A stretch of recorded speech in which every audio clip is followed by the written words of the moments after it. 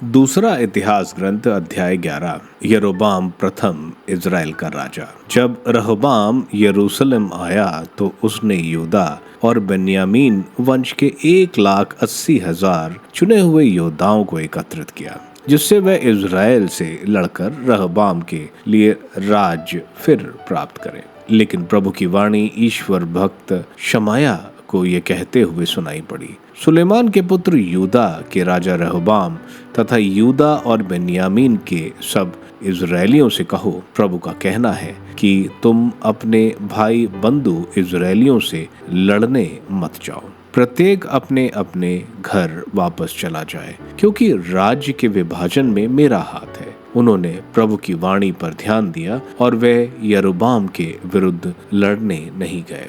रहबाम के कार्य। रहबाम यरूशलेम में रहने लगा और उसने यूदा और बेन्यामीन में इन किलाबंद नगरों का निर्माण किया: बेतलहम, एताम, तकोआ, बेतसूर, सोको, अदुलाम, गत, मरोशा, जीफ, अदुरीम, लाकीश, अजेका, सोरा, असलोन और हेब्रोन। उसने उनके किलों को सुदृढ़ बनाया, उन पर अध्यक्षों को नियुक्त किया और उनसे रसद, तेल और अंगूरी के भंडार रखवाए।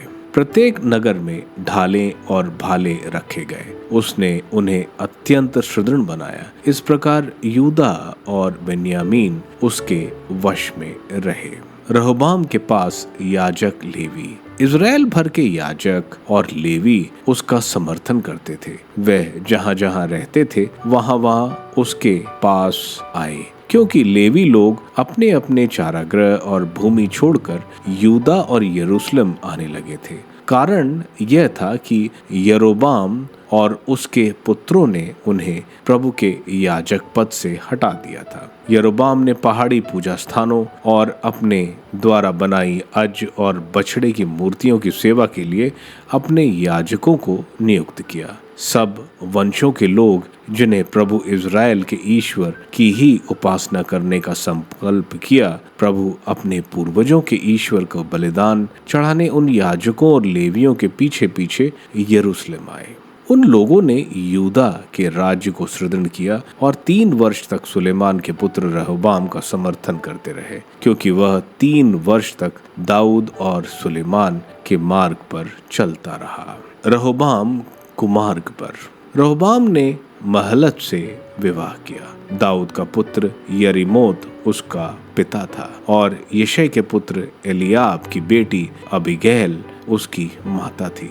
उस पत्नी से उसके ये पुत्र हुए: यऊश, शमरिया और जहाम। इसके बाद उसने अबसलोम की पौत्री माका से विवाह किया। उससे उसको ये पुत्र हुए: अबिया, उत्तय, जीजा और शलोमीत।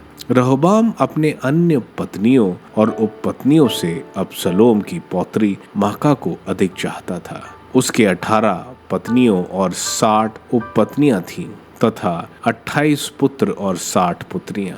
रहबाम ने माका के पुत्र अबिया को अपने भाइयों के ऊपर युवराज नियुक्त किया, क्योंकि वह उसे राजा बनाना चाहता था। उसने समझदारी से काम किया और अपने सब पुत्रों को यूदा और बेन्यामीन के सब प्रांतों में तथा सब किलाबंद नगरों में रखकर अलग अलग कर दिया।